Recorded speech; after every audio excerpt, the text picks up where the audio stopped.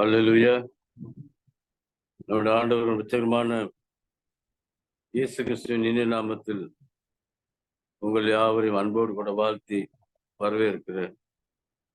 நம் ஆண்டோட கிருபையும் சத்தியமும் என்றென்று நம்மோடு விலகாதபடி நம்மோடு கூட தங்கி நிலைத்திருப்பதாக. ஆமேன். அல்லேலூயா. ஜெபிப்போம். மகா இருக்கும் அன்பு நேர்ந்த பரம தகப்பனே, உமக்கு நன்றி செலுத்துகிற ராஜா தகப்பன். சரியாம் அருமையான ஆராதனை வேலைக்காக உடைய பாதம் பணிந்து குறைந்து கோடாக்குடி ஸ்தோத்திரங்களையும் நன்றி தெரிவிக்கிறேன். நம்ம ஆராதிக்கும்படியா நான் கூடியிருக்கிற இந்த நேரத்தை நீர் எங்களுக்கு முன்குறித்து கொடுத்திருக்கிறேன். நீர் பேசும் ஒவ்வொரு வார்த்தையும் நீ வெளிப்படுகிற நம்பிக்கை விசுவாசத்தை நாங்கள் கூடியிருக்கிறோம். எங்களை உமக்காக ஏற்படுத்தி துதிக்க வைத்து எங்களுடைய விசுவாசம் வர்த்திக்க பண்ண ஆண்டவரே, விசுவாசத்தை வர்த்திக்கத்தை பண்ணினீர். கடைசி விட்டும் எங்களது விசுவாசத்திலே நாங்கள் தொடர்ந்து ஓடத்தக்கதாய் எங்களுக்கு நீடிய பொறுமை கொடுத்திருக்கிறார் தகப்பட்டேன். ஆராதனை முழு தேவரே, ஒரு கிருபையின் பிரசன்னம், மகிமையின் பிரசன்னம், பரிசுத்த பிரசன்னம் எங்கள் ஒவ்வொருவரும் ஆளுகை செய்தோம்ப்பா. பாடும் ஒவ்வொரு பாடலிலும் நீர் மாத்திரம் மகிமைப்படத்தக்கதாக நாங்கள் ஆண்டவரை மகிமைப்படுத்துகிறோம். ஆண்டவரை நீரே மகிமைக்கு பாத்திரரா இருக்கிறீர். மகிமைப்படுத்த எங்களுக்கு கொடுத்த இந்த பெரிய கிருபைக்காக பாதம் பணிந்து நன்றி செலுத்துற ராஜா. ஆண்டவரே, இந்த ஆராதனை முழுவதும் தேவரே எங்களை இரத்த கோட்டைகள் வைத்துக் கொள்ளுங்க. ஏற்கனால் மனிதனால் சத்துரம் இந்த இடத்திற்கு வராதபடிக்கு தகும். அப்பா தானே நீங்க மகிமைப்பட முடியாது. எங்களை ஆட்கொண்டு நடத்தும் இயேசு நாமத்தில் உடைய பாதம் பணிந்து கெஞ்சி ஜபிக்கிறோம் ஜீவன் உள்ள பிதாவே. ஆமேன். அல்லேலூயா. முதல் பாடல், திக்கற்ற பிள்ளைகளுக்கு சகாயர் நீரே அல்லவோ, எக்காலம் துணையவருக்கு நிற்பவரும் நீரே அல்லவோ, தனிமையான எனக்கு சகாயர் நீர் அல்லவோ, ஆதரவற்ற எனக்கு பக்கபலம் நீரே அல்லவோ. திக்கற்ற பிள்ளைகளுக்கு சகாய நீரே அல்லவோ, எக்காலம் துணையவர்க்கு நிற்பவரும் நீரே அல்லவோ, தனிமையான எனக்கு சகாய நீரே அல்லவோ, ஆதரவற்ற எனக்கு பக்கபலம் நீரே அல்லவோ. என்றைக்கும் மறந்திருப்பீரோ, தூரத்தில் நின்று விடுவீரோ, என்றைக்கும் மறந்திருப்பீரோ, தூரத்தில் நின்று விடுவீரோ, பேதைகளை மறப்பீரோ, ஏழைகளை மறப்பீரோ, இயேசுவே மனமிரங்கும், இயேசுவே மனமிரங்கும். திக்கற்ற பிள்ளைகளுக்கு சகாய நீரே அல்லவோ, எக்காலம் துணையவர்க்கு நிற்பவர் நீரே அல்லவோ, தனிமையான எனக்கு சகாய நீரே அல்லவோ, ஆதரவற்ற எனக்கு பக்கபலம் நீரே அல்லவோ. கர்த்தாவே எழுந்த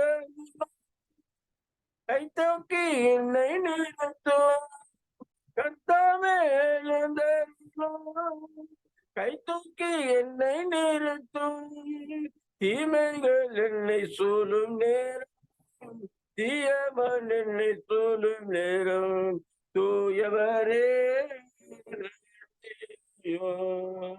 தூயவரே ரட்சியும். திக்கற்ற பிள்ளைகளுக்கு சகாய நீரே அல்லவோ, எக்காலம் துணையவர்க்கு நிற்பவரும் நீரே அல்லவோ, தனிமையான எனக்கு சகாய நீரே அல்லவோ, ஆதரவற்ற எனக்கு பக்கபலம் நீரே அல்லவோ, தாயண்டை மறந்தாலும் நீரண்டை மறப்பதில்லை. தாயண்டை மறந்தாலும் நீரண்டை மறப்பதில்லை. ஏழையின் ஜெபம் கேளும், ஏழையின் ஜெபம் கேளும். இயேசுவே மனமிருங்கும், இயேசுவே மனமிருங்கும். இக்கற்ற பிள்ளைகளுக்கு சகாய நீரே அல்லவோ, எக்காலம் துணையவர்க்கு நிற்பவர் நீரே அல்லவோ. தனிமையான எனக்கு சகாய நீரே அல்லவோ, ஆதரவற்ற எனக்கு பக்கபலம் நீரே அல்லவோ. அல்லேலூயா. அடுத்த பாடல். தேவா, நான் எதினால் விசேஷித்தவன், ராஜா நான் அதை தினம் யோசிப்பவன். எதினால் இது எதினால், நீர் என்னோடு வருவதினால், நீர் என்னோடு இருப்பது. தேவா, நான் எதினால் விசேஷித்தவன், ராஜா அதை தினம் யோசிப்பவன். தேவா, நான் எதினால் விசேஷித்தவன், ராஜா நான் அதை தினம் யோசிப்பவன். எதினால் இது எதினால், நீ என்னோடு வருவதினா, எதினால் இது எதினால், நீ என்னோடு இருப்பதினா. மேகத்தம்பம் மேலிருந்து பாதுகாக்குது, பாதை காட்ட பகல் எல்லாம் கூட செல்லுது. மேகத்தம்பம் மேலிருந்து பாதுகாக்குது, பாதை காட்ட பகல் எல்லாம் கூட செல்லுது. அன்பான தேவன் என்னோடு வருவார், அது போதும் என் வாழ்விலே. அன்பான தேவன் என்னோடு வருவார், அது போதும் என் வாழ்விலே. தேவா, நான் தினம் விசேஷித்தவன், ராஜா நான் அதை தினம் யோசிப்பவன். எதினால் இது எதினால், நீ என்னோடு வருவதினா, எதினால் இது எதினால், நீ என்னோடு இருப்பதினா. தாகம் கொண்ட தேவஜனம் வானம் பார்க்குது, ஆவல் கொண்ட கண்மலையும் கூட செல்லுது. தாகம் கொண்ட தேவஜனம் வானம் பார்க்குது, ஆவல் கொண்ட கண்மலையும் கூட செல்லுது. என் ஏக்கம் எல்லாம் என் தேவன் தீர்ப்பார், சந்தோஷம் நான் காணுவேன். என் ஏக்கம் எல்லாம் என் தேவன் தீர்ப்பார், சந்தோஷம் நான் காணுவேன். தேவா, நான் எதினால் விசேஷித்தவன், ராஜா நான் அதை தினம் யோசிப்பவன். தேவா, நான் எதினால் விசேஷித்தவன், ராஜா நான் அதை தினம் யோசிப்பவன். எதினால் இது எதினால், நீ என்னோடு வருவதினா, எதினால் இது எதினால், நீ என்னோடு இருப்பதினா. வாழ்க்கையிலே கசப்புக்கள் கலந்திட்டாலும் பாசமுள்ள ஒரு மரம் கூட வருது. வாழ்க்கையிலே கசப்புக்கள் கலந்திட்டாலும் பாசமுள்ள ஒரு மரம் கூட வருது. மாறாவில் நீரை தேனாக மாட்டும் என் நேசர் என்னோடுண்டு. மாறாவினை தேனாக மாற்றும் என் நேசர் என்னோடுண்டு. தேவா, நான் எதினால் விசேஷித்தவன், ராஜா நான் அதை தினம் யோசிப்பவன். தேவா, நான் எதினால் விசேஷித்தவன், ராஜா நனதை தினம் யோசிப்பவர். எதினால் இது எதினால் நீ என்னோடு வருவதினா, எதினால் இது எதினா நீ என்னோடு இருப்பதினா. அல்லேலூயா. கர்த்தர் இரட்சகருமாகிய இயேசு கிறிஸ்துவின் நாமத்தில் வாழ்த்துகிறேன். கர்த்தர் தாமே உங்களை ஆசீர்வதிப்பாராக. நம்முடைய ஊழியத்தின் சார்பில் நடத்தப்படும் பாட்னா பகுதி ஊழியங்களும் சேலம் பகுதி ஊழியங்களும் தேதிகள் தீர்மானிக்கப்பட்டிருக்கிறது. நவம்பர் மாதம் 18ஆம் தேதியிலிருந்து 25ஆம் தேதி வரைக்கும் பாட்னா பகுதியிலேயும், அதே போல டிசம்பர் 2வது வாரம் 2வது ஞாயிற்றுக்கிழமை சேலம் பகுதியிலையும் நம்முடைய ஊழியங்களை நிறைவேற்ற இருக்கிறோம். கர்த்தருடைய பெரிதான கிருபையினாலே நம்முடைய ஊழியத்தின் எல்லைகள் பெரிதாகிறது, தேவைகளும் பெரிதாகிறது. இப்பொழுது பாட்னா பதில் எக்ஸ்ட்ரா அடிஷனலாக கூட ஒரு 60 பிள்ளைகளை நாம் இப்பொழுது பராமரிக்க வேண்டிய ஒரு சூழ்நிலை உண்டாயிருக்கிறது. ஜெபித்துக் கொடுங்கள். அதுபோல சேலம் பகுதியிலையும் 3 இடத்துல இப்பொழுது ஊழியங்கள் நடைபெறுகிறது. ஒரே ஊழியக்காரர் தான், அவர் 3 இடத்துல நடத்தி கொண்டிருக்கிறார். அதுக்காக நாம் ஜெபிக்க வேண்டும். ஆகவே விசுவாசிகளின் எண்ணிக்கை பெறுகிறது. எல்லாம் கஷ்டப்பட்ட மக்கள், அதுக்கு நாம் ஏதாவது கொடுத்தா அதை சந்தோஷமா பெற்றுக்கொள்வார்கள். அப்படிப்பட்ட ஏழ்மை எளிய நிலையில் இருக்கிறவர்கள் தான் ஆரம்பத்தில் இந்த ஊழியங்களுக்கு வந்து கொண்டிருக்கிறார்கள். ஜெபிங்க, கர்த்தர் பெரிய காரியங்களை செய்வாராக. இப்பொழுது கர்த்தருடைய வார்த்தைகளை கடன் செல்லலாம். 1 தெசலோனிக்கேயர் 5ஆம் அதிகாரம் 21ஆம் வசனத்தை வாசிக்க கேட்கலாம். 1 தெசலோனிக்கேயர் 5ஆம் அதிகாரம் 21ஆம் வசனம். எல்லாவற்றிலும் சோதித்து பார்த்து நலமானதை படித்துக் கொள்ளுங்கள். எல்லாவற்றையும் சோதித்து பார்த்து நலமானதை பிடித்துக் கொள்ளுங்கள். இப்ப நம்ம கடைக்கு போகிறோம், பண்டிகை காலங்கள், ஒரு துணிமணி எடுக்க போகிறோம், எல்லாவற்றையும் பார்ப்போம். அதுல நமக்கு நலமானது எதுவோ அதை தேர்வு செய்வோம். ஒரு உணவுப் பொருட்களை வாங்க போகிறோம், பலசரக்கு பொருட்களை வாங்க போகிறோம், காய்கறி வாங்க போகிறோம். எல்லா காய்கறியும் நீட்டா அடிக்க எல்லாம் சுத்தமாக தான் இருக்கும். ஆனால் அதை நம்ம தேர்வு செய்கிறோம். அதுல நலமானதை நாம் என்ன செய்கிறோம்? எடுத்துக்கொள்ளுகிறோம். இப்ப எனக்கு அருமையான தேவச்சனமே, இன்னைக்கு நமக்கு ஒரு கேரக்டர் இருக்கிறது. அத நலமானதை தேர்ந்தெடுக்க வேண்டும். ஆனா வேதம் சொல்லுகிறது, ஆதியாகமத்தின் புஸ்தகம் 1ஆம் அதிகாரம் 31ஆம் வசனம். ஆதியாகமம் 1ஆம் அதிகாரம் 31ஆம் வசனம். அப்பொழுது தேவன் தாம் உண்டாக்கின எல்லாவற்றையும் பார்த்தார், அது மிகவும் நன்றாக இருந்தது. சாயங்காலமோ விடியற்காலமும் ஆகி 6ஆம் நாள் ஆயிடுச்சு. தேவன் 6 நாட்கள்ல எல்லாத்தையும் படைக்கிறார். பார்க்கிறார், எல்லாம் நல்லது, எல்லாம் நல்லா இருக்கு, ரொம்ப பெர்ஃபெக்ட். ஒரே ஒரு காரியம், மனிதன் தனிமையாக இருப்பது நல்லதல்ல. அந்த ஒரு காரியத்துல மட்டும்தான் ஆண்டவர் ஒரு ஒப்பீனியன் கொடுக்கிறார். ஆனா மனிதனை பெர்ஃபெக்டாகத்தான் படைத்தார்.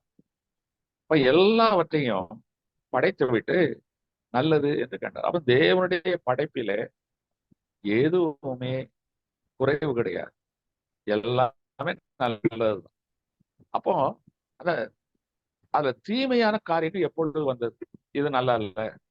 ஒரு சூஸ் பண்ற கேரக்டர் எப்போ வந்தது? ஆண்டவர் எல்லாத்தையும் பெர்ஃபெக்டா தான் படைச்சிருக்கிறாரு. ஆனா இன்னைக்கு மனிதன் எல்லாவற்றையும் தேர்ந்தெடுத்து எல்லாத்தையும் செக் பண்ணி சோதிச்சு அதுல நலமானதை தான் தேர்ந்தெடுக்கிறான். அப்ப ஏன் சொத்தையானது வந்தது? பொல்லாதது தீமையானது ஏன் வந்தது? ஆதியாகமத்தின் புஸ்தகம் 2ஆம் அதிகாரம் 17ஆம் வசனத்தை வாசிக்கலாம். ஆனாலும் நன்மை தீமை அறியத்தக்க விருட்சத்தின் கனியை புசிக்க வேண்டாம், அதை நீ புசிக்கும் நாளிலே சாகவே சாவாய். ஆண்டவர் கதை சொல்லுகிறார், ஆதாம் ஏவாள் நீங்க எல்லாம் உங்களுக்கு பெர்ஃபெக்டா இருக்கு. நான் தோட்டத்தின் நடுவே 2 விருட்சம் வச்சிருக்கேன். ஒண்ணு ஜீவ விருட்சம், இன்னும் நல்லது கெட்டது அறியத்தக்க விருட்சம். அப்போ இந்த நல்லது கெட்டது அறியத்தக்க விருட்சத்தை, அந்த கனியை ஏவாள் பறிக்கிறாள், ஆதாம் புசிக்கிறான். சாத்தானுடைய கிரியை செயல்பட்டது, தேவனுடைய கோபம் வந்தது. அன்று முதல்தான் அவர்களுக்கு பாவம் எப்பொழுது வந்ததோ அன்றைக்கு தான் இது நல்லது, இது கெட்டது என்று அறிகிற ஒரு அறிவுக்குள் மனிதன் வருகிறான். அது வரைக்கும் தேவன் படைச்சது எல்லாமே நல்லதாகத்தான் இருந்தது. அடுத்த நெகட்டிவ் எதுவுமே கிடையாது, எல்லாமே பெர்ஃபெக்ட். எப்ப நல்லது கெட்டது என்று அறியத்தக்க விருட்சத்தின் கனியை புசிச்சானோ அன்னையிலிருந்து மனுஷனுடைய மூளை இது நல்லது, இது கெட்டது, இது வேண்டாம், அது வேண்டாம், சாய்ஸ். தனக்கென்று காரியங்களை செலக்ட் பண்ண ஆரம்பிச்சான், சூஸ் பண்ண ஆரம்பிச்சான், சாய்ஸ் எடுக்க ஆரம்பித்தார். அதுலதான் நம்ம அப்பதான் தேவனுடைய சித்தம் நிறைவேறாமல் போய்விடுகிறது. நம்முடைய மன விருப்பங்களின்படி நாம் நடக்க ஆரம்பித்தது இந்த ஆதாம் ஏவாள் செய்த தவறினால்தான். இன்னைக்கு பாருங்கள், தேவன் படைத்த எல்லாமே பெர்ஃபெக்ட். அது வரைக்கும் தாங்கள் தேவனுடைய வெளிச்சத்தில் இருந்தார்கள், ட்ரெஸ் கூட கிடையாது, நிர்வாணிகள் என்பதை அறியாது இருந்தார்கள். எப்ப பாவம் வந்ததோ பயம் வந்தது, தங்களை ஒழித்துக் கொள்ளுகிறார்கள், தாங்கள் நிர்வாணிகள் என்று அவர்கள் கண்டார்கள். இங்கதான் அந்த பிரிவினை வர ஆரம்பிக்கிறது. இப்போ தாங்கள் நிர்வாணிகள் என்பதனாலே தங்களை ஒழித்துக் கொள்ளுகிறார்கள், தங்களை மறைத்துக் கொள்ளுகிறார்கள், அத்தியிலை தைத்து தோட்டத்திற்குள்ளே அந்த செடி கொடிகளுக்குள் ஒளிந்து கொள்ளுகிறார்கள்.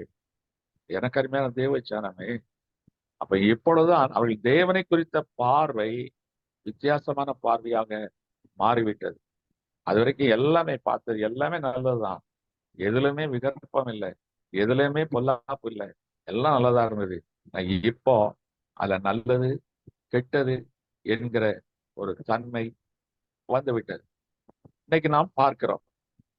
இன்னைக்கு சிலர் சொல்லுவார்கள், பார்வையே சரியில்லையே, இது நல்ல பார்வை இல்லை. அப்போ பார்வையிலேயே இன்னைக்கு நல்ல பார்வை கெட்ட பார்வை வந்துவிட்டு, எப்போ அந்த நல்லது கெட்டது அறியத்தக்க கனியை பார்த்தார்களோ அன்றைக்கே மனிதனுடைய கண்ணின் பார்வையில கோளாறு ஏற்பட்டுச்சு. இதுல சிலருடைய பார்வை பாருங்க, பார்வையே சரியில்லைன்னு சொல்லுவாங்க. இவ வந்து பார்த்தாயா, கண்ணா வச்சா எல்லாம் இதா போச்சு என்று சொல்லுகிறார். அப்போ இன்றைக்கு பார்வையிலேயே நல்ல பார்வை கெட்ட பார்வை. இன்னைக்கு மனிதன் தொடுகிறான், குட் டச் பேட் டச் என்று சொல்லி இன்னைக்கு ஸ்கூல்ல கத்துக் கொடுக்கிறாங்க. இன்னைக்கு அதுல கூட தொடுறதுல கூட விகற்பம் இருக்கிறது, வித்தியாசம் இருக்கிறது என்கிற அளவுக்கு இன்னைக்கு எல்லாத்திலையும் நன்மை தீமை அறியும்படியாய் இன்னைக்கு மனிதனுடைய அறிவு பெருத்து விட்டது. அதனால இன்னைக்கு உலகத்துல நிறைய நல்லது இருக்கு, வேதம் நல்லதுதான் சொல்லிக் கொடுக்கு. ஆனால் அதுல மிகவும் நலமானதை நாம் தேர்வு செய்ய வேண்டும். இன்னைக்கு நாம் மாம்சத்தில் இருக்கிறோம், நமக்கு என்ன குடும்பம் கொடுக்கப்பட்டிருக்கிறது, நம்மை நம்பி மனைவி பிள்ளைகள், உறவுகள், தொழில், வேலை நிறைய கொடுக்கப்பட்டிருக்கிறது. அப்போ இதுல எது நல்லது என்று வேதத்துல சில காரியங்கள் சொல்லப்பட்டிருக்கிறது. குறிப்பாக சொல்ல வேண்டும் என்றால், நிறைய காரியங்கள் இருக்கிறது. அதுல குறிப்பாக நம்முடைய வாழ்க்கையில 3 காரியங்கள் மிக மிக அத்தியாவசியமானது. அதுல ஒன்று சொத்துக்கள், வெல்த் நமக்கு தேவையா இருக்கு.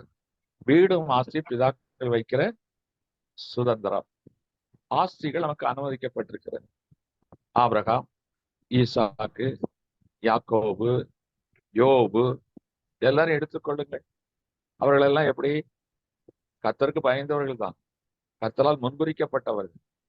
ஆனால் செல்வ சீமான்களாகவும் பெரிய பெரிய மந்தை உடையவர்களாகவும் பெரிய பெரிய தொழில் செய்கிறவர்களாக இருந்தார்கள், வருமானம் உள்ளவர்களாக இருந்தார்கள். எதனால்? அப்போ அங்கே பார்க்கிறோம், செல்வம் தேவை. மனிதன் உலகத்தில் வாழ்வதற்கு செல்வம் தேவை, சொத்துக்கள் தேவை, வெல்த் என்று சொல்லுவோம். நம்முடைய தேவனுக்கு ஒரு பெயர் ஐஸ்வர்ய சம்பந்தர். இது நல்லா கவனிக்கணும். நம்ம தேவனுக்கு ஒரு பெயர் ஐஸ்வர்ய சம்பந்தர். அப்ப இந்த பூமியில நமக்கு குறைந்தபட்ச சில ஆசைகள் தேவை. ஒரு வீடோ, ஒரு வாகனமோ, வருமானத்துக்கான விளை நிலமோ, அல்லது ஒரு தொழிலுக்கான இடமோ, ஏதோ ஒன்று நமக்கு தேவையா இருக்கிறது. ஆசைகள் நமக்கு தேவையாகத்தான் இருக்கிறது. ஆனா அது நல்லதா கெட்டதா என்றுதான் நாம் இன்னைக்கு பார்க்க வேண்டும். வேதத்துல பார்க்கிறோம், ஆஸ்திரிகளை சம்பாதிக்க வேண்டும். சம்பாதித்தல் வேதத்துல சொல்லப்பட்டிருக்கிறது. யாக்கோபு சொல்லுகிறான், 20 வருடம் வேலை பார்க்கிறான், வயிற்ற கழுவுகிறான். ஆனா இனி என் குடும்பத்துக்கு சம்பாதிப்பது எப்படி என்று சொல்லுகிறான். சம்பாத்தியத்தை குறித்து சொல்லப்பட்டிருக்கிறது. அடுத்தது சம்பாதித்தத அது என்ன செய்யணுமா? சேகரிக்க வேண்டும். சம்பாதிக்க முதல்ல உழைக்க வேண்டும். அடுத்தது சம்பாத்தியம் நிற்க வேண்டும் என்றால் அதை சேகரிக்க வேண்டும் என்று சொல்லப்பட்டிருக்கிறது. அப்போ உழைக்க வேண்டும். அடுத்தது உழைக்க வேண்டும், சேர்க்க வேண்டும். இன்னொரு காரியம் என்ன சொன்னேன்?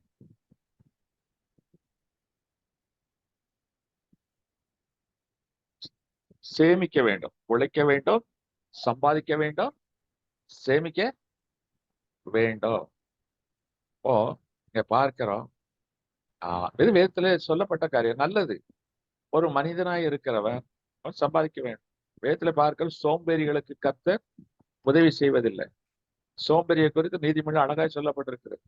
சோம்பேறியை நீ எறும்பினிடத்தில் போய் கற்றுக்கொள்.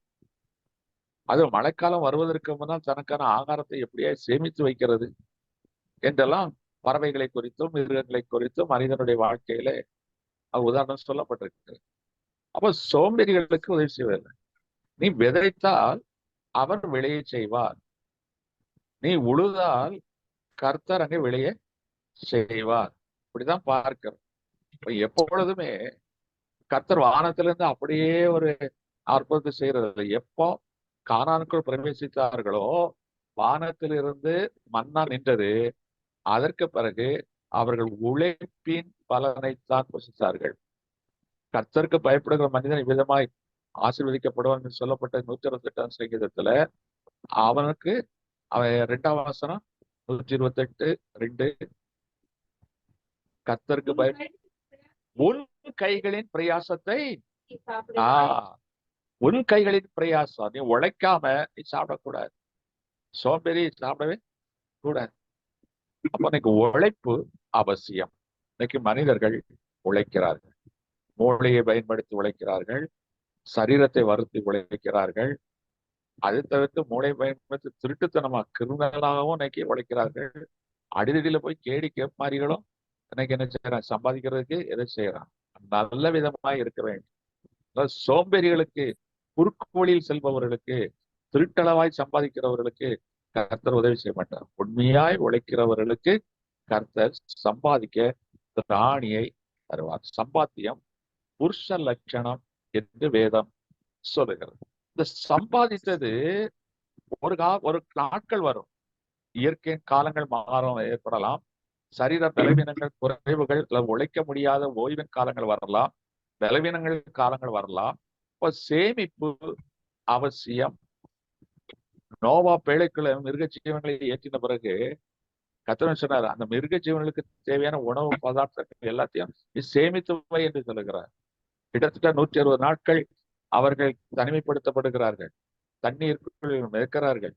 அப்படிப்பட்ட சூழ்நிலை அந்த மிருக ஜீவன்களுக்கும் அவருடைய குடும்பம் 8 பேருக்கும் சேர்த்து நீ சேமித்து வை என்று சொல்லுகிறார். அதுக்கான ஆகாரங்களை சேமித்து வை என்று சொல்லுகிறார். இது வேதத்துல சொல்லப்பட்டிருக்கிறது. இப்போ இன்னைக்கு இதுல தான் கொஞ்சம் தியானிக்க போகிறோம். அப்போ இது இப்ப இயேசு கிறிஸ்து பூமிக்கு வந்தார். 30 வருஷம் ஒரு குடும்பத்துல இருந்துச்சு.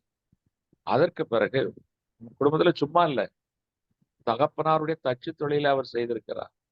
தன் குடும்பத்துக்கு சாப்பாடு போடுவதற்கு படியளந்திருக்கிறார். அது வேதத்துல எழுதப்படவில்லை என்றாலும் டெய்லி ஆகாயத்திலிருந்து அப்படியே அவங்களுக்கு ஒண்ணு வந்து விழுந்துடல. இவர் தெய்வம்தான். ஆனா தெய்வத்தின் தன்மையை அவர் வெளிப்படுத்தல. சும்மா சோம்பேறியா உட்கார்ந்து அவர்கள் சாப்பிடல, உழைத்துதான் அவர்கள் புசித்திருக்கிறார்கள். அது நாம் அறிந்திருக்கிறோம். அதே போல இப்போ 3.5 வருஷம் குடும்பத்தை விட்டு கர்த்தருக்காக உழைக்கிறார். யோவான் எழுதின சுவிசேஷம் 17ஆம் அதிகாரம் 4ஆம் வசனத்துல கர்த்தர் இயேசு கிறிஸ்து தனக்கு ஒரு சர்டிபிகேட் கொடுக்கிறார் பாருங்க. அது இன்னைக்கு நம்ம ரொம்ப ரொம்ப அவசியம். யோவான் 17:4 உம்மை மகிமைப்படுத்தினேன். பூமியிலே நான் உம்மை மகிமைப்படுத்தினேன். செய்யும்படி நான் செய்யும்படி நீர் எனக்கு நியமித்த செய்தேன். கிரியையை செய்து முடித்தேன். நீர் என்னை எதற்காக அனுப்பினீரோ அந்த வேலையை நான் செய்தேன். என் குடும்பத்துக்கு 30 வருஷம் செய்தேன். உமக்காக 3.5 வருஷம் செய்தேன். அப்ப நான் எல்லாத்தையும் முடிச்சுட்டு தான் போறேன். அதனாலதான் சொல்ல நான் முடிந்தது. என்னை எதற்காக அனுப்பினீரோ அந்த பணியை நான் முடித்தேன். அப்ப அதே போல இன்னைக்கு உலகத்துல உங்களுக்கு ஒவ்வொரு பணிகள் கொடுக்கப்பட்டிருக்கிறது. அந்த கடமைகளை நாம் நிறைவேற்ற வேண்டும்.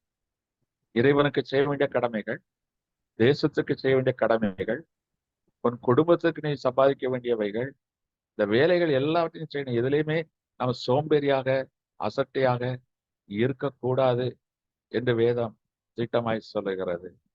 எனக்கு அருமையானவர்களே, இங்க பார்க்கிறோம் ஒரு சம்பாத்தியம். இதை வேதம் சொல்லுங்க.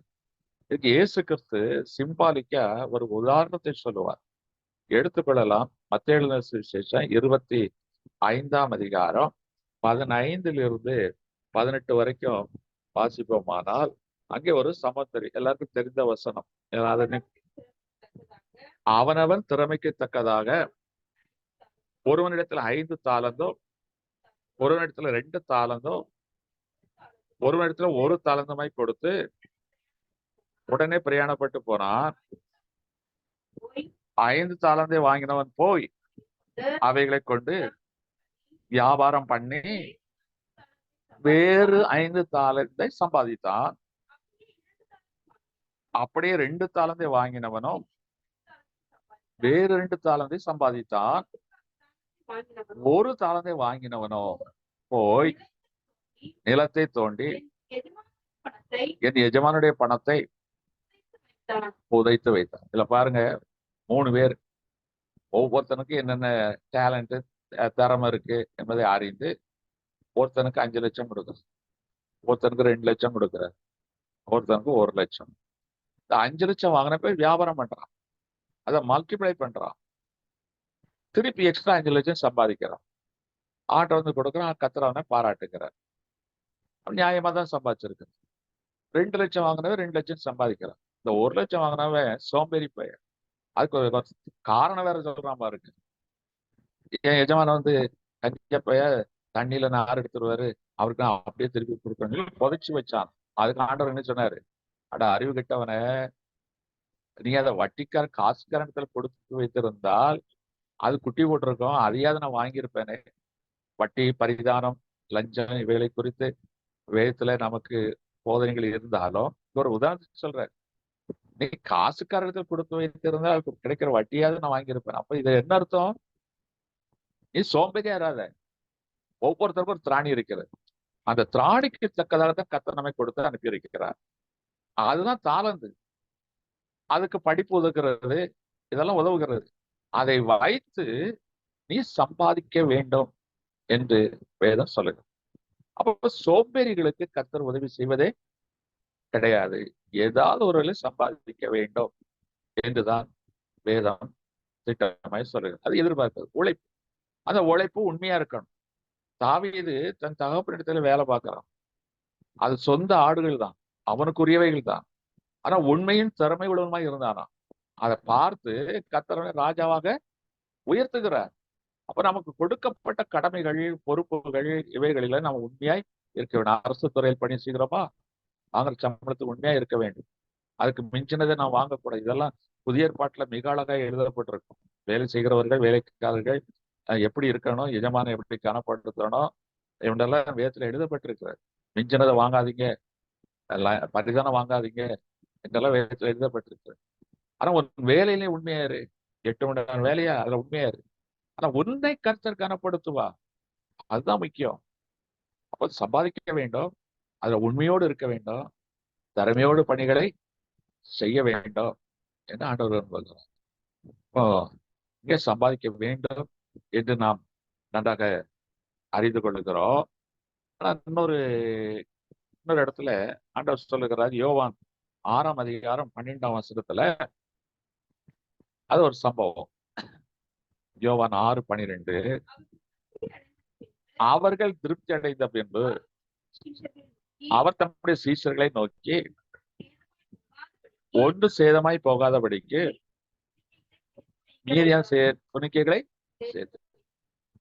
இப்போ 3 நாட்களா பிள்ளைகள் உபவாசத்துல இருக்கிறாங்க. பிரசங்கம் முடிச்சாச்சு. அவளை வெறுமையா அனுப்ப பிரியம் இல்லை. அவளுக்கு ஏதாச்சும் செய்யணும். இப்போ ஆண்டவர் என்ன செய்திருக்கலாம்?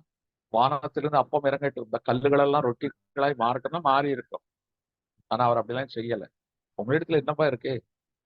உடனே ஒருத்தன் சொல்றான், 200 பணம் இருக்கு, ஆனா பிரெட் வாங்க முடியாது, பத்தாது. ஒரு பையன்ட்ட 5 அப்பம் 2 மீன் இருக்கு, அதை கொண்டு வாருங்கள். கொண்டு வந்தார்கள். அதை ஆசீர்வதித்தார், ஸ்தோத்திரம் பண்ணினார், பந்தியில உட்கார செய்தார். 50 பேரை உட்கார்ந்தாங்க. எல்லாருக்கும் பரிமாறினார்.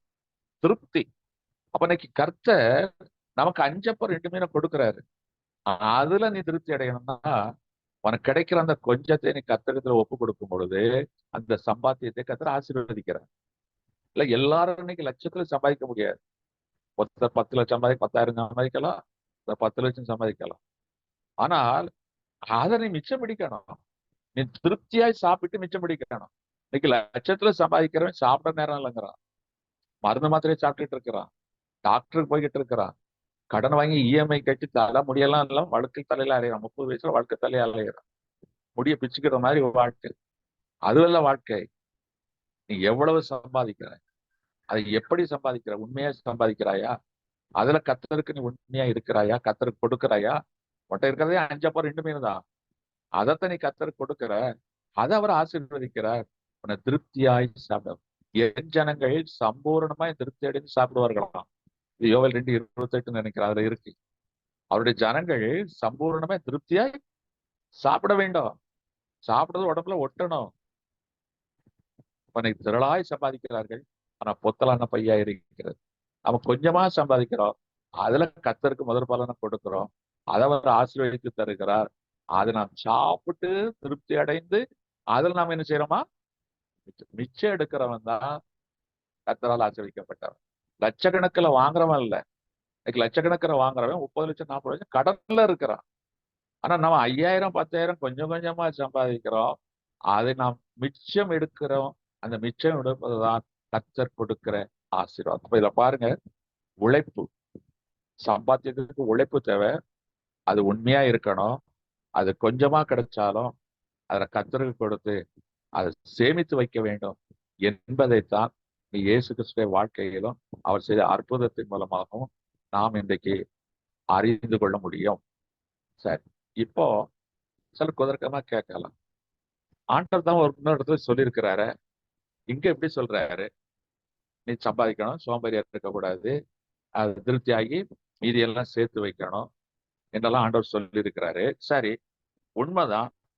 ஆனால் நம்ம மத்த எழுதின சுவிசேஷம் 13ஆம் அதிகாரம் 44 48, அதுக்கு முன்னால மத்தேயு 6ஆம் அதிகாரம் 19 21 வரைக்கும் வாசிக்கலாம். முதல்ல மத்தேயு 6 19 21 வரைக்கும் வாசிக்கலாம். இப்ப ஆண்டவர் சொல்றாரு, நீ சேர்க்க வேண்டாம், பூமியிலே உனக்கு பொக்கிஷங்களை சேர்த்து வைக்க வேண்டாம். இங்கே பூச்சியும் துரும்பும் அவைகளை கெடுக்கும், இங்கே திருடரும் கண்ணமிட்டு திருடுவார்கள். பரலோகத்திலே உங்களுக்கு பொக்கிஷங்களை சேர்த்து வையுங்கள்.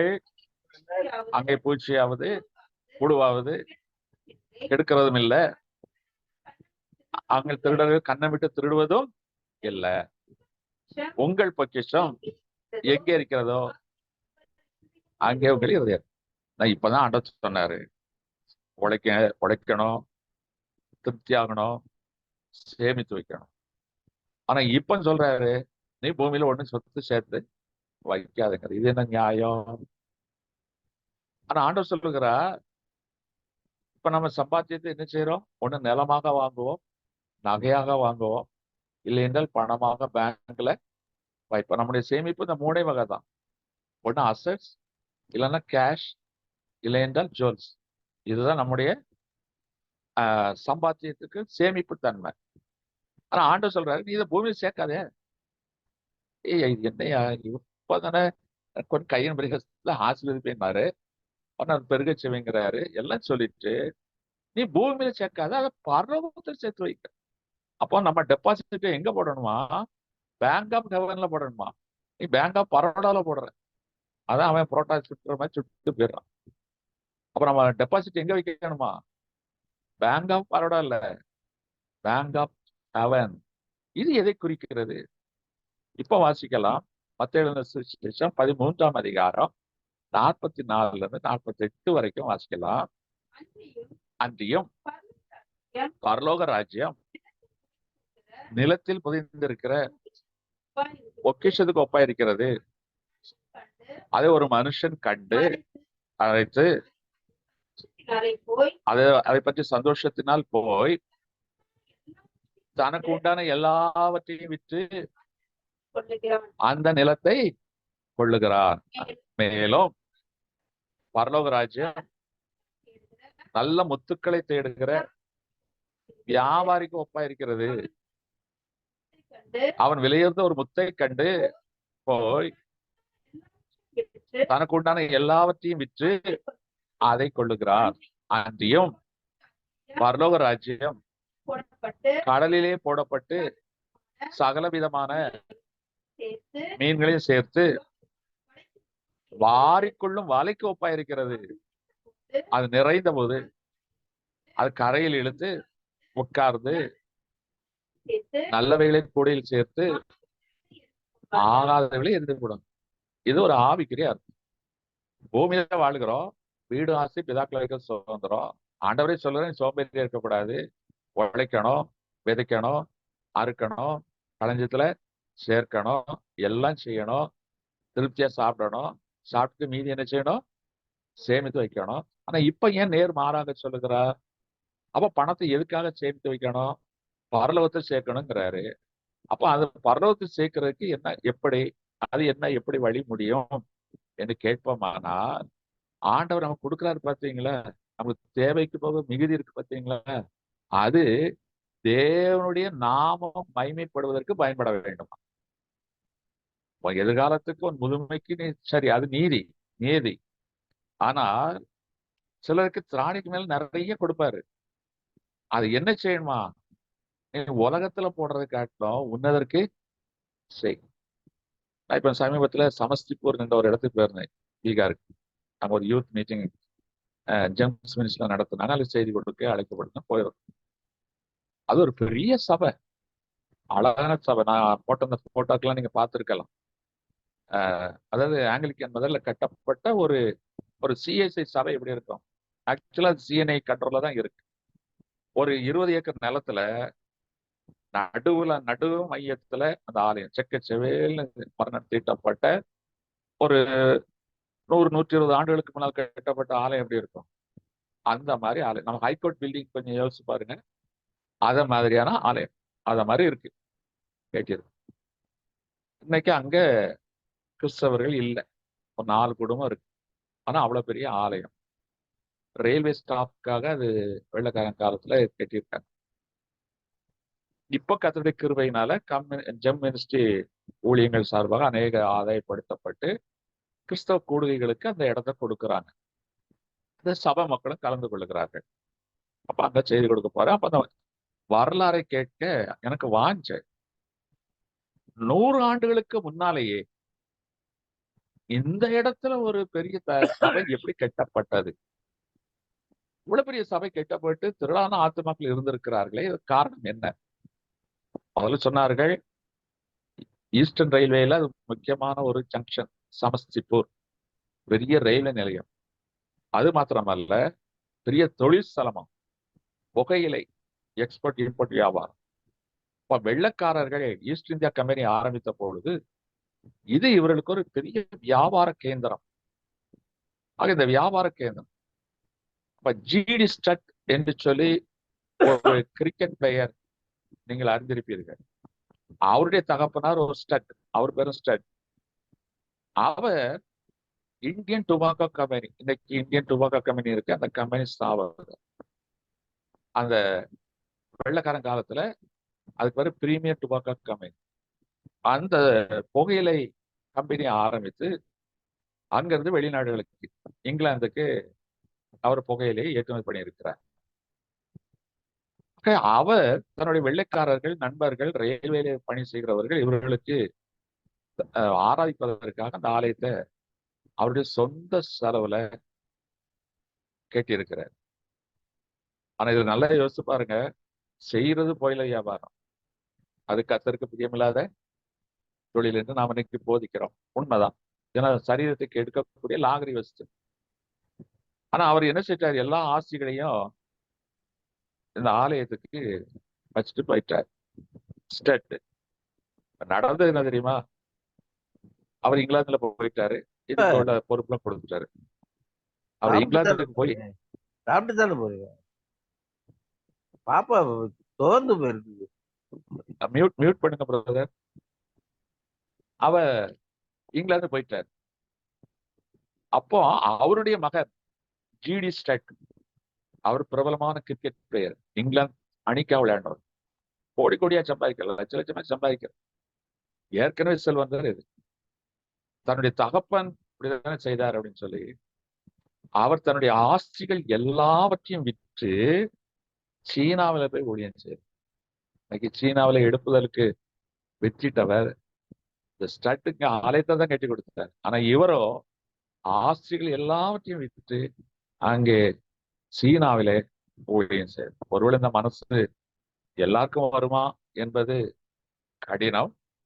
ஏதோ 1-2 சாட்சிகள் இப்படி இருக்கிறது. தங்கள் ஆஸ்திகளை எல்லாம் விற்று கிறிஸ்துவுக்காக இருந்தார்கள். ஆதி அப்போஸ்தலர் காலத்துல தங்கள் காணியாட்சியை விற்று எல்லாம் ஒன்றாய் இருந்தார்கள் என்று பார்க்கிறோம். ஆனா இன்றைக்கு நமக்கு அந்த அளவுக்கு திராணியும் அந்த அளவுக்கு மனமோ இல்லை என்றாலும் நம்முடைய தேவைக்கு மிஞ்சினது நம்ம சேமிக்கிறோமே, அதை பரிசுத்தவான்களுக்கும் கிறிஸ்துவின் நாம மகிமைப்படுவதற்கும் என்று சொல்லி நாம் அதை ஒப்பு கொடுப்போமானால் அது எவ்வளவு பெரிய ஆசீர்வாதம். அப்படி செய்கிறவர்களுக்கு பரலோகத்திலே அக்கௌண்ட் ஓபன் பண்ணப்படும், அங்கே முத்துக்கள் சேகரிக்கப்படும். நீங்கள் அப்படி செலவிடுகிற ஒவ்வொரு பணத்தின் மூலமாய் ஆதாயப்படுகிற அந்த ஆத்மாக்களின் கணக்கிலே கணக்கு உங்களுக்கு வர வைக்கும். இதுதான் சொல்லப்பட்டிருக்கு. இப்போ பரலோக ராஜ்யத்துல நம்ம சொத்து வாங்கணும். இங்க செங்கல்பட்டு பக்கம் ஒரு 5 கிரவுண்டு 1 லட்சம் ரூபாய்க்கு தாரா அப்படின்னு சொல்லி ஒரு தகவல் கிடைக்குன்னு வைங்களேன். இங்க இருக்கிறதெல்லாம் வித்து கடனை வாங்கி ஓடி போய் அந்த இடத்த வாங்குவோம். ஏன்னா விலை சீப்பா இருக்கு. அப்போ பரலோக ராஜ்யத்துல அநேக வாசத்துல இருக்கு. அங்க இடம் வாங்கணும்னா நீ இங்க உள்ளத விற்கணும். நான் வித்துட்டா தரித்திரன் ஆயிடும் இல்ல. கிறிஸ்துவுக்காக கொடுத்தவர் எவரும் தரித்திரர் ஆனதில்லை என்று எம்லான்னு ஒரு அழகான பாடல். கிறிஸ்துவுக்காய் இழந்தவர் எவரும் தரித்திரரானதில்லை ராஜ்யம் அப்படின்னு சொல்லி அழகான ஒரு பாடல். யோசிச்சு பாருங்க, கிறிஸ்துவுக்காக இழந்தவர் ஒருவரும் தரித்திரம். நீங்க திருப்தி ஆகுங்க. அந்த திருப்திக்கு மேல உள்ளதுல எந்த அளவுக்கு ஆண்டவருக்கு நீங்கள் செய்ய முடியுமோ அதை செய்யுங்க. திராணிக்கத்தக்கதாய் செய்யுங்கள். நமக்கு முதுமை இருக்கிறது, தனிமை இருக்கிறது, அதெல்லாம் யோசித்துக் கொள்ளுங்கள், ஞானமாய் நடந்து கொள்ளுங்கள். அது ஒரு ஆலோசனை சொல்லுங்க. இப்படி பேசுறதுனால ஒரு பாட்னா ஊழியத்திற்கு அல்லது சேலது ஊழியத்துக்கு ஒரு மீன் போடுறாரு அப்படின்னு நினைச்சலாதீங்க. திராணிக்கத்தக்கதாய் நம்முடைய திருப்திக்கு தேவைகளுக்கு அப்பாற்பட்டு மிஞ்சு வருவதை கர்த்தருக்கென்று செலவிடும் போது அவருடைய பலன் பரலோகத்திலே இருக்கு. அதுதான் பரலோகத்தில சேர்க்கிற பொக்கிஷம். இயேசு கிறிஸ்துவோடு வெறுமையாய் ஊழியம் செய்தவர்கள் பேதுரு, யோவான் இவரெல்லாம் மீன் பிடிக்கிறவங்க. அன்றாட காட்சிகள், மீன் பிடிச்சாதான் இன்னைக்கு சாப்பாடு. அப்படிப்பட்டவர்கள் எல்லாத்தையும் விட்டுட்டு வந்தாங்க. அவர்கள் பொன்னோ பொருளை இயேசு கிறிஸ்து கொடுக்கறதில்ல, கொடுக்க முடியாது. அவர்களே சொல்லுகிறார்கள் அப்போஸ்தலர் 3ஆம் அதிகாரத்தில் எங்களுக்கு கொடுப்பதற்கு பொன்னோ பொருளை அல்ல, விலையேற பெற்ற இயேசு கிறிஸ்து நாமத்தை தவிர வேற ஒண்ணுமில்லை என்று டிக்ளேர் பண்ணுகிறார்.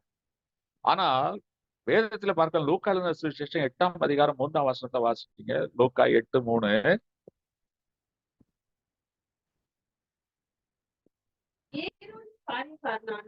ஏரோதின் காரியக்காரனாகிய கூசாயின் மனைவியாகிய யோவன்னாலும் சூசன்னாலும் தங்கள் ஆஸ்திகளால் எவருக்கு இயேசு கிறிஸ்துவுக்கு செய்து கொண்டு வந்த ஊழியம் செய்து கொண்டு வந்த ஸ்திரீகளும் மற்ற அநேக ஸ்திரீகளும் இருந்தார்கள். அவருடனே இருந்தார்.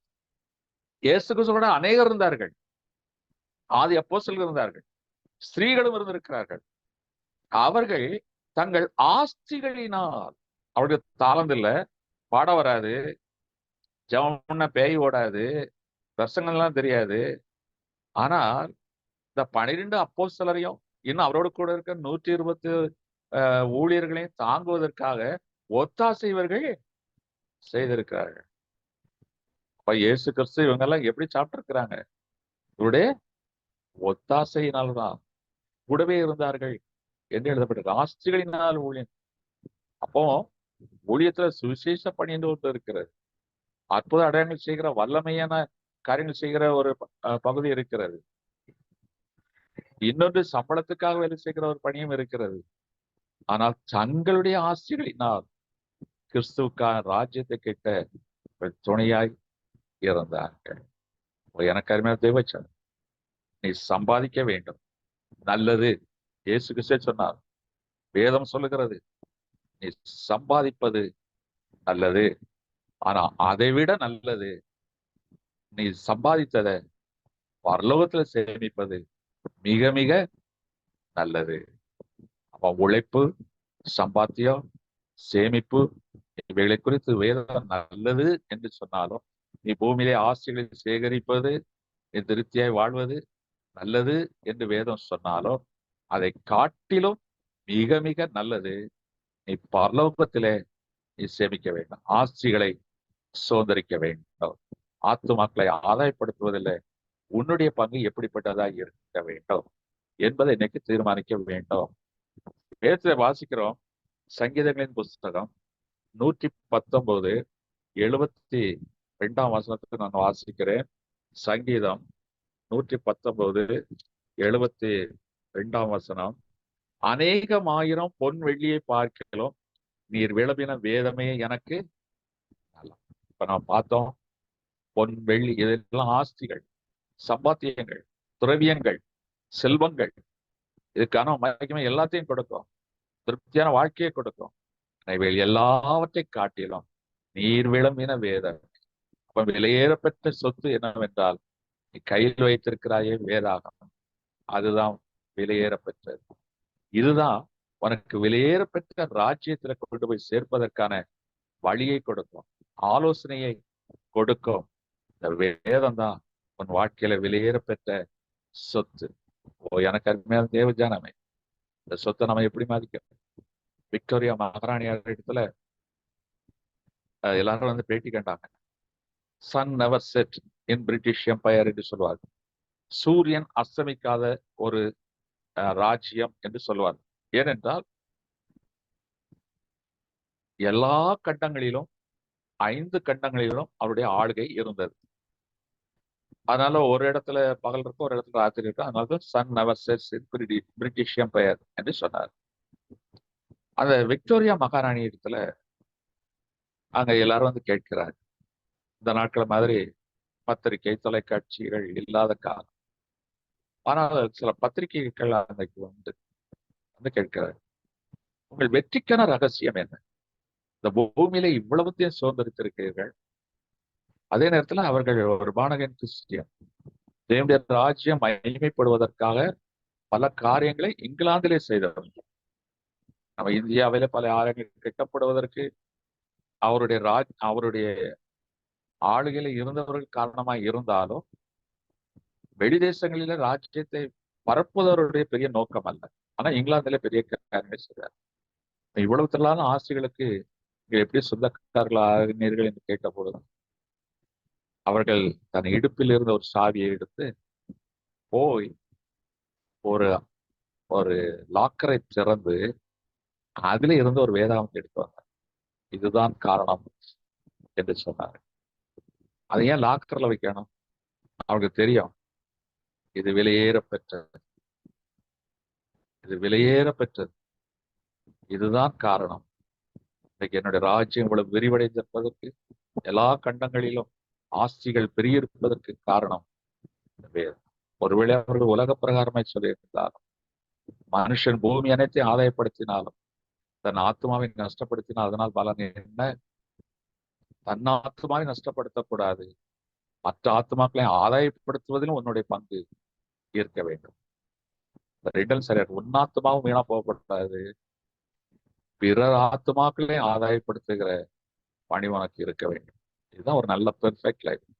இப்போ பூமியில மட்டுமே நாம் ஆசைகளை விக்டோரியா மகாராணி மீது சேர்க்க முயற்சிக்கூடாது, பரலோகத்திலும் நம்முடைய பங்கு இருக்க வேண்டும். சரி, அடுத்ததாக பார்க்கிறோம், வாழ்க்கையில ரொம்ப ரொம்ப முக்கியமானது சொந்தங்கள், உறவுகள். Man's social animal. இப்போ குதிரைகளை பாருங்கள், யானைகளை பாருங்கள், ஒட்டகச்சிவங்களை பாருங்கள், காட்டு மிருகங்கள் தான்.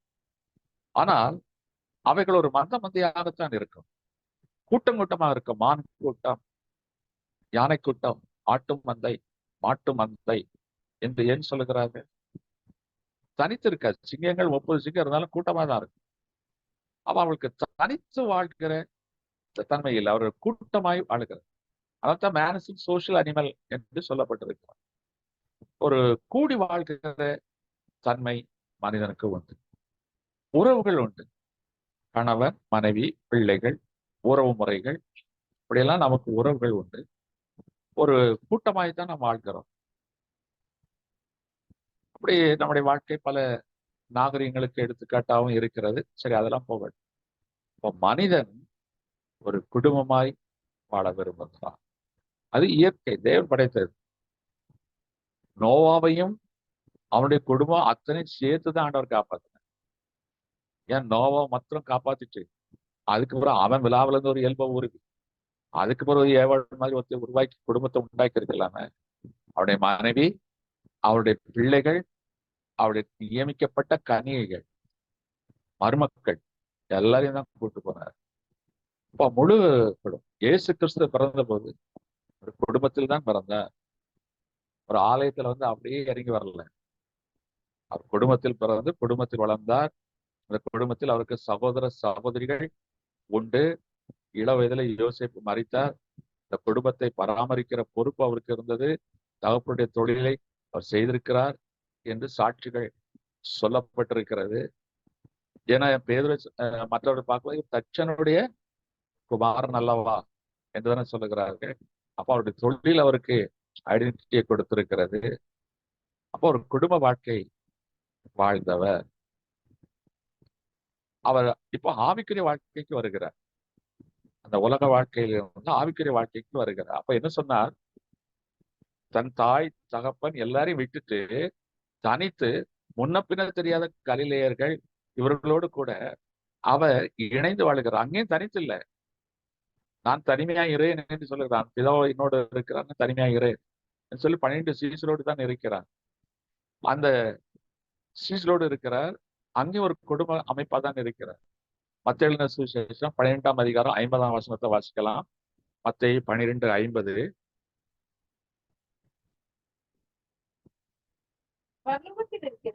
பரலோகத்தில் இருக்கிற என் பிதாவின் சித்தத்தின்படி செய்கிறவன் எவனோ அவனே எனக்கு சகோதரனோ சகோதரியும் தாயும் இருக்கு. இங்கேயும் ஒரு தனிமையா இல்லை. அவரே சொல்ல, தேவனே தனிமையா இருக்க விடவில்லை என்று சொல்ல இருக்கிறார். அப்போ 30 வயசு வரைக்கும் குடும்பத்தில் இருக்கிறார். அம்மா, சகோதரர்கள், சகோதரிகள், உறவுகள். ஏன்னா உறவு வீட்டு கல்யாணத்துக்குலாம் போறாரு. கானா வீட்டு கல்யாணம், உறவினர் கல்யாணம், அதுக்கெல்லாம் போகிறாரு. அப்போ குடும்பமா இருந்தார். இப்போ குடும்பத்தை விட்டு தேவனுக்கு ஊழியத்தை செய்ய முடியே வந்து விட்டார். ராஜ்யத்தை கெட்டுக்கிற பணி, அதுலயும் அவர் தனியா இல்லை.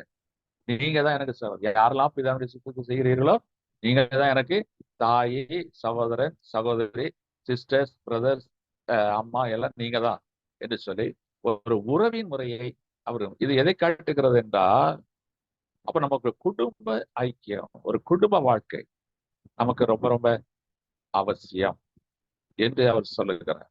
அதனால தான் நிறைய வேதத்துல நல்ல நல்ல காரியங்களா சொல்லப்படும். குடும்ப ரிலேஷன்ஷிப்பை எப்படி மெயின்டைன் பண்ணணும்னு சொல்லப்படும். புதிய ஏற்பாட்டுல ஒரு வசனம் வாசிக்கலாம். 1 தீமோத்தேயு 5:8. 1 தீமோத்தேயு 5:8.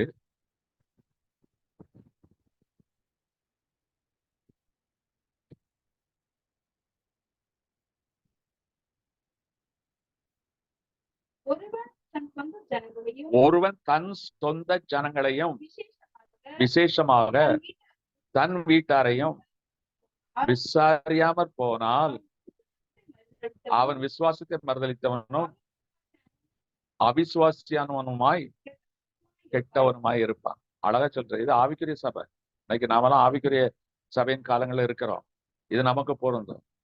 நான் வேர்வரிக்கப்பட்டு விட்டேன், கர்த்தர் என்னை தெரிந்து விட்டார் அப்படின்னு சொல்லிட்டு தன் சொந்த குடும்பத்தை விசாரிக்காமல் நிர்விசாரம் இருக்கக்கூடாது. அதுல இருக்கணும். கிறிஸ்துவோடு தான் நாம் நேரத்தை செலவிடுகிறோம். மோசே தேவனோடு கூட தான் அதிகமா நேரத்தை செலவிட்டான், 40 வருஷம். ஆனா தன் மனைவி பிள்ளைகளை ரோட்ல விடல, அவர்களையும் கூட தான் வைத்திருந்தான். இதுதான் வாழ்க்கை, சரிசமநிலை நிலை பிரமாணம். இங்க பார்க்கிறோம், அவன் கிறிஸ்துவ குடும்ப வாழ்க்கை ரொம்ப ரொம்ப அவசியம் என்பதை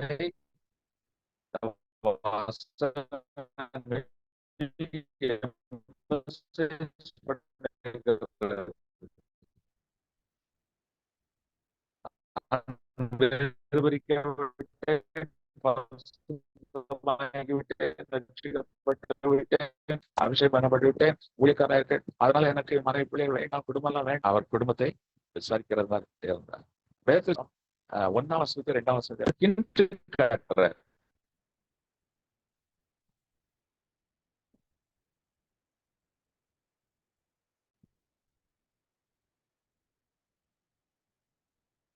பிரசங்கி 7:1.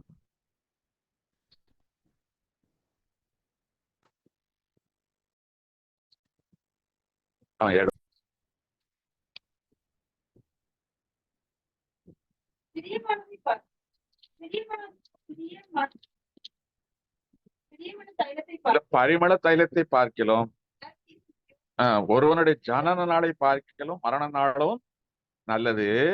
மரண நாள் நல்லதுங்கிறாரு. அடுத்து சொல்ற, விருந்து வீட்டுக்கு போவதிலும் துக்க வீட்டுக்கு போவது நலம், இதிலே எல்லா மனுஷனின் முடிவும் காணப்படும். அப்ப ஆண்டவர் சொல்லுகிறார். அப்போ கல்யாண வீட்டுக்கு எல்லாரும் போயிடுறோம், ஒருத்தரை விட்டா 50 பேர் போயிடுறோம். அதுதான் இன்னைக்கு டேஞ்சர். கல்யாண வீட்டுக்கு, மகிழ்ச்சியான வீட்டுக்கு எல்லாம் போயிடும். ஆனா ஆண்டவர் சொல்றாரு, நல்லது, உறவுகள்ல அது நல்லதுதான், எல்லாரும் போ, ஆனா துக்க வீட்டுக்கு போகாம இருந்துடாது, அதுதான் ரொம்ப ரொம்ப நல்லதுங்கிறார். அதுதான் ஆண்டவர் விரும்புது, அதுதான் ஆண்டவர் எதிர்பார்க்கிறார். இப்ப துக்க வீடு என்றாலும் என்ன, சாவு விழுந்த வீடுங்கிறது இல்ல, ஒரு வேதனையோடு இருக்கிறவன் வீட்டுக்கு போ அப்படிங்கிற. இன்னைக்கு மகிழ்ந்து கம்பீரமாய் கழித்து வாழ்கிறவன் வீட்டுக்கு 1000 பேர் போவாங்க, சொந்தம் கொண்டாடுவார்கள். ஆனா கைவிடப்பட்ட ஒருவனுடைய வீட்டுக்கு நீ போ, ஏழைகளை விசாரி, திக்கற்றவர்களை விசாரி. இதுதான் ஆண்டவர் சொல்லுது.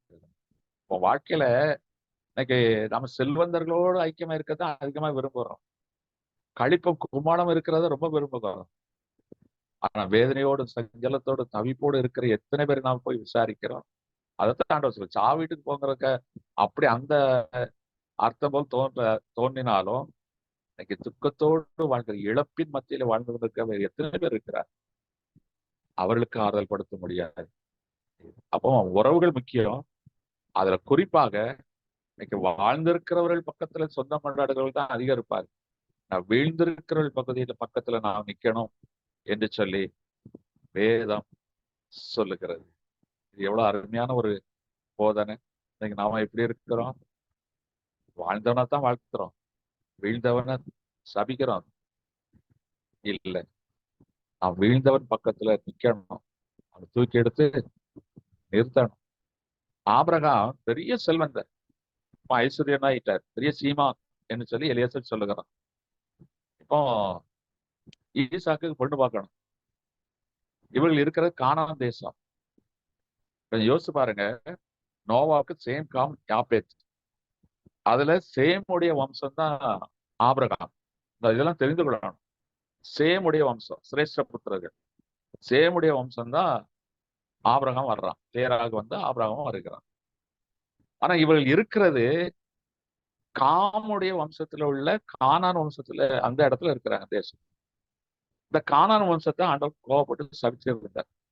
அதைத்தான் இவர்களுக்கு ஆபிரகாமுக்கு வாக்குத்தத்தம் பண்ணினார். ஏன்னா ஆபிரகாம் தான் சிரேஷ்ட புத்திரன், அவனுக்கு தானே அது வரணும். ஆனா அது கானானியர்கள் போய் அதை வைத்திருந்தார்கள். காமுடைய குமாரர்கள் வைத்திருந்தார். அதைத்தான் நான் ஆபிரகாமுக்கு தரது. பாருங்க, ஆண்டவர் சேஷ்டபுத்திர பாகத்துல எவ்வளவு ஜாக்கிரதையா இருக்கிறார். ஏசா வித்து போட்டதுக்காக கோபம் கொண்டாரு. அதே போல ஆபிரகாமுக்கு அதை கொடுக்கணும் அப்படிங்கறதுக்காக தான் இந்த கானானே தருவேன்னு சொன்னாங்க. ஆனா இப்போ அவர்கள் வேறு தெய்வத்தை வழிபடுகிறார்கள். கானான் வம்சம் எல்லாம் சிதைஞ்சு போயிட்டாங்க. இவன் கர்த்தருடைய கிருபையினால மீட்கப்பட்டான். ஆபிரகாம் கர்த்தருடைய சொல்லுக்கு கீழ்ப்படுகிறான், கர்த்தருடைய வார்த்தையின்படியே நடக்கிறான், அதன்படியே இப்ப ஆசீர்வதிக்கப்பட்டான். இப்ப வேற இடத்துல இருக்கிறாங்க. ஆனா இவன் சொல்லுகிறான், நீ போய் என் இனத்தாரிடத்தில் என்ன செய்ய, பொண்ணு பார்த்துட்டு வா. என் இனத்தார் என்றால் கானானியர் வேண்டாம், நான் எந்த தேசத்துல இருந்து வந்தானோ, ஏன்னா இவர்கள் சிதறிக்கப்பட்டு வேறு தேசத்துல இருக்கிறாங்க, கல்தேர் தேசத்துல இங்க இருக்கிறாங்க. அந்த தேசத்துல போய் என் இனத்தாரிடத்தில் பெண்ணை, அப்ப ஆபரம் ஜாதி பார்த்தாரா? நிறைய பேர் கேட்பாங்க, அப்ப நம்ம ஜாதியில தான் பண்ணணுமா? இதை வேதம் சொல்லுகிறது, அவிசுவாசியோடு பிணைக்கப்படக்கூடாது. அதுதான் முக்கியம். அதான் புதிய ஏற்பாட்டில் நம்ம கொடுக்கப்பட்ட கட்டளை. அப்ப ஆபிரகாம் ஏன் இனம்? ஏன்னா கானானியர் அருவருப்பான ஜாதி, அவர்களோட நம்ம போகக்கூடாது இருக்கிறது கர்த்தருடைய கட்டளை. அதனால இந்த தேசத்துல வேண்டாம்ப்பா, நீ என் இனத்தை தேடி கண்டு போ. கர்த்தரே உதவிச்சவர். ஏன்னா எங்க இருக்காங்க எனக்கு தெரியல, அட்ரஸும் தெரியாது, ஒண்ணும் தெரியாது. கர்த்தரே உனக்கு உதவி செய்வான்னு சொல்லி ஜெபம் பண்ணி அனுப்புறான், போறான். கர்த்தரன காரியங்களை வாய்க்க செய்தார். அவன் இனத்துல பொண்ணு கிடைச்சு. அதனால ஆபிரகாம் ஜாதி பார்த்தாரு, அவரு ஜாதியிலே தான் பொண்ணு எடுத்தாரு, ஜாதி வெறியர் அப்படின்னு சொல்லிடுறாரு. கர்த்தருடைய ஆலோசனை வார்த்தை நிறைவேறுவதற்காக அது செய்யறார். ஃபேமிலி வேல்யூஸ் அப்படின்னு சொல்லி ஒரு காரியம் இருக்கு, ஒரு ஃபேமிலி வேல்யூஸ். ஏன்னா இப்போ கானான்ல பொண்ணு இருந்தா இவன் ஃபேமிலி வேல்யூஸ் எப்படி இருந்திருக்கும்? சீழிஞ்சிருக்கும். அதனால்தான் நமக்கு ஒரு ஃபேமிலி வேல்யூஸ். இன்னைக்கு நாம என்ன செய்வோம்? ஃபேமிலி எவ்வளவு பணம் இருக்கு, எவ்வளவு அதிகாரம் இருக்கு, எவ்வளவு செல்வம் இருக்கு, இதைத்தான் நாம பார்ப்போம். ஃபேமிலி வேல்யூஸ் ரொம்ப ரொம்ப முக்கியம். அப்போ கர்த்தருக்கு பயந்த குடும்பத்தில் கர்த்தருக்கு உண்மையா இருக்கிறவர்கள், ஒழுக்கமாய் வாழ்ந்தவர்கள், அதை பார்த்து நீங்க என்ன செய்யுங்க, கொடுப்பதோ எடுப்பதோ வைத்துக் கொள்ளும் போது கர்த்தர் அதை ஆசீர்வதிப்பார். இந்த உறவுகள் முறிவுபட்டாமல் ஏற்கனவே திருமணத்தினால் எத்தனை உறவுகள் முறிந்திருக்கு, உறவுகளே முறிஞ்சு போச்சு, சீரழிஞ்சு போச்சு. நிறைய இடத்துல அப்படி நடந்திருக்கு. அந்த உறவுகள் பலப்பட வேண்டும், கட்டப்பட வேண்டும். என்ன ஆண்டவர் சில நேரம் இல்லை நிறைய காரியத்தை சொல்லலாம்.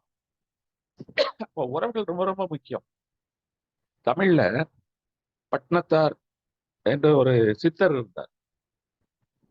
அவர் ஒரு பாடல் பாட்டார், பிறகு திரைப்படத்தில் வந்தது என்று சொல்லுவார்கள். கவிஞர்கள் அதை பயன்படுத்தி இருக்கிறார்கள் சொல்லுவார்கள். வீடு வரை உறவு, வீதி வரை மனைவி, காடு வரை பிள்ளை, கடைசி வரை யாரோ என்று பாடல். பட்டினத்தார் பாட்டது அப்படி இல்லை. வீடு வரை உறவு. உனக்கு செல்வம் செல்வாக்கு இருந்தா உன் வீட்டுக்கு உறவு வரும், இல்லைன்னா தேட கூட மாட்டாங்க. நீ செத்தா உன் மனைவி தெரு வரைக்கும் தான் வர முடியும். அன்னைக்குள்ள பழக்க வழக்கம். இன்னைக்கு கூடவே பெட்டியோட ஏறி சுடுகாட்டுக்கே போயிடுறாங்க. ஆனா அந்த காலத்துல அப்படி இல்லை, வீதிக்கு தான் வரும். ஆனா உன் பிள்ளை தான் கடைசி வரைக்கும் வரும். எங்க வரைக்கும் வருவான்? புதைக்கிற வரைக்கும் வருவான். அவ்வளவுதான் அவனுடைய லிமிட். கல்றதோட்டம் தான் அவனுக்கு பவுண்ட். ஆனா கடைசி வரைக்கும் யார் வருவா என்று ஒரு கேள்வி. அதுக்கு பட்டினத்தார் சொல்லுவா, உன் பாவமும் உன் புண்ணியமுமே. கடைசி வரை யாரோ என்று கேள்வி கேட்டுவிட்டு அந்த பாடலை எப்படி முடிப்பார் என்றால், உன் பாவமும் உன் புண்ணியமும். என்ன அழகான ஒரு வார்த்தை. நீ பாவம் செய்தால் அந்த பாவம் உன்னோடு கூட வரும், சுடுகாட்டுல ஒரு நரகத்தை கொண்டு சேர்க்கும். நீ புண்ணியம் செய்தால் அதுவும் கூடவே வரும், வந்து எங்க கொண்டு சேர்க்கும்? நரகத்துல சேர்க்கும். இப்போ இயேசு சொன்னார் மத்தேயு 28:20, உலகத்தை முடிவடைந்த சகல நாட்களில் நான் உன்னோடு கூட இருப்பேன்.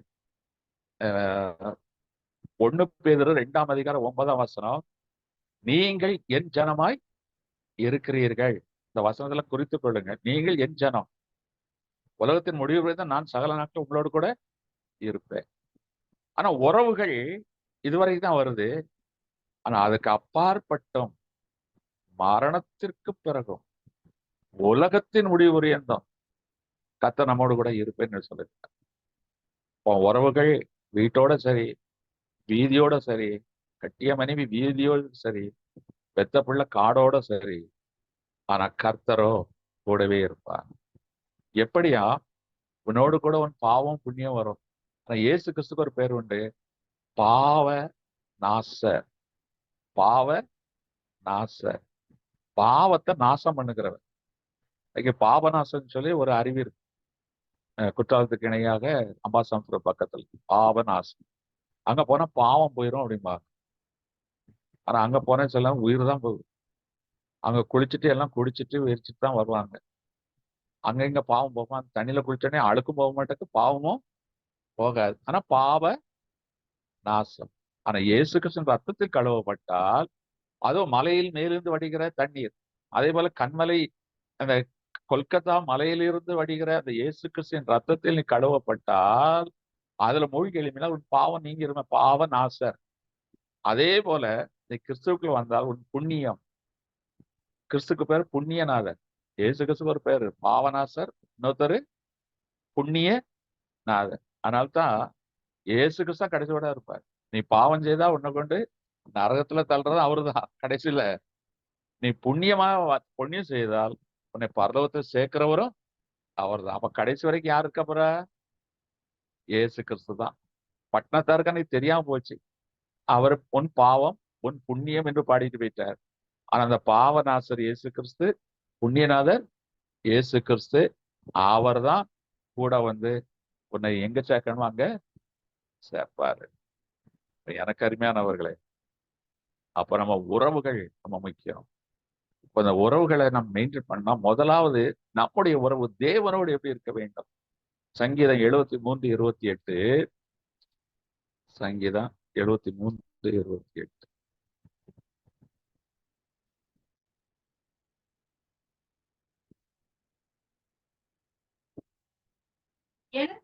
எனக்கோ அண்டிக் கொண்டிருப்பதே நலம். தேவனை அண்டிக் கொண்டிருப்பதே நலம்.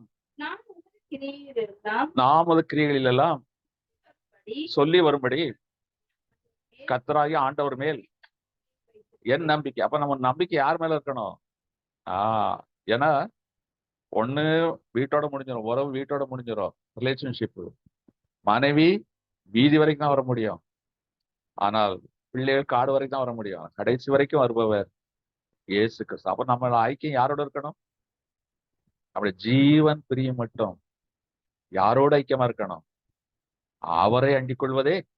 அப்ப மனிதனுக்கும் தேவனுக்கும் உறவு சரியாக இருக்குமானால் உலகத்தின் உறவுகளும் சரியா தான் இருக்கணும். யார்கிட்ட பழகணும், யார்கிட்ட பேசணும், யாரை விசாரிக்கணும், யாருக்கு என்ன உதவி செய்யணும், அந்த ரிலேஷன்ஷிப்பும் நன்றாக இருக்கும். இன்னைக்கு நம்முடைய ரிலேஷன்ஷிப் சீரழிவதற்கு காரணம் நம்முடைய ஐக்கியம் தேவனோடு சரி இல்லாதனால தான்.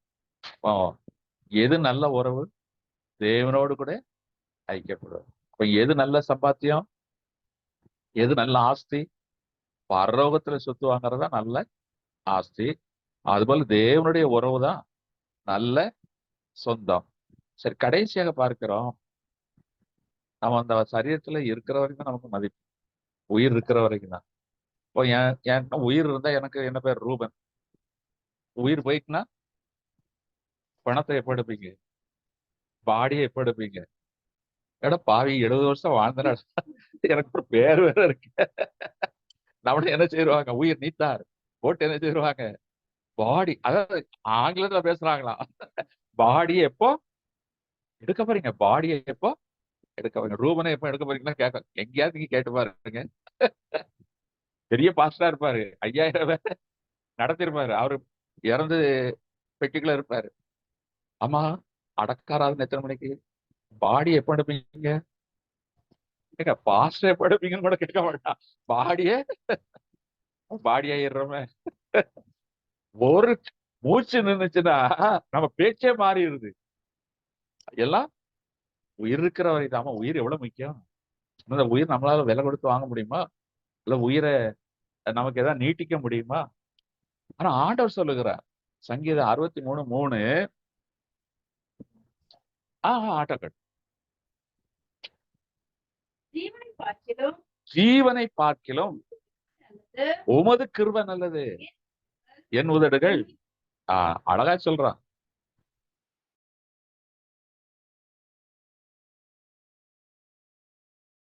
ஜீவனை பார்க்கிலும் எதிரி ராஜா விரோதம் இல்லாத சூழ்நிலை. ஆனா அந்த நிலையிலையும் சொல்றான், அப்பா என் ஜீவனை பத்திலாம் எனக்கு கவலையே இல்லப்பா, என் ஜீவனை பார்க்க உடைய கிருபை எனக்கு இருக்கு, இந்த கிருபை மேலானது என்று சொல்லுகிறான். ஏனென்றால் கிருபையினாலே நமக்கு சிங்காசனம் என்ன செய்யப்படுமா? ஸ்தாபிக்கப்படும். நம்முடைய சிங்காசனம் எங்க? யூதருடைய ராஜாவாகிய இயேசு கிறிஸ்துடைய சிங்காசனம் தான் நம்முடைய சிங்காசனம். அப்ப இதுல எது பெருசு? ஜீவன் பெருசா, கிருபை பெருசா? கிருபை தான் பெருசு. அப்ப ஜீவனை ஆனா நாம ஜீவனுக்கு தான் ரொம்ப முக்கியத்துவம் கொடுப்போம். ஜீவனுக்கு தான் ரொம்ப மரியாதை கொடுப்போம். ஐயோ மூச்சு வாங்கதே நான் புட்டுன்னு போயிடுவாங்க அப்படின்னு நினைக்கவே கூடாது. நம்ம கிருபை தான் நமக்கு மேலானது. நம்மோடு இருக்கிற அந்த கிருபை மேலாது. இன்னைக்கு உலகத்தானுக்கு ஜீவன் தான் மேலானது.